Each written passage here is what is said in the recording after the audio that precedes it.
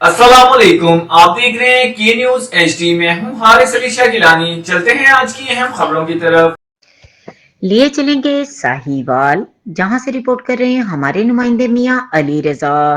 District police officer Sahiwal Mohammad Usman Tipu ने थाना हड़प्पा के इलाके में हड़प्पा म्यूजियम और रॉयल रेजिडेंस में खुली कचहरी का इनेकाद किया।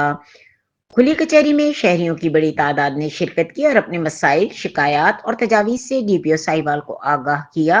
डीपीओ साहिवाल मोहम्मद उस्मान टीपू ने अवामी मसाइल को तरजीही बुनियादों पर हल करने की यकीन दहानी करवाते हुए मुतल्लका अफसरान को मुत्तक पर ही हिदायत जारी की। उन्होंने पुलिस अफसरान को सख्ती से हिदायत देते हुए कहा कि शहरियों के मसाइल में ताखिर हरगिज बर्दाश्त नहीं की जाएगी।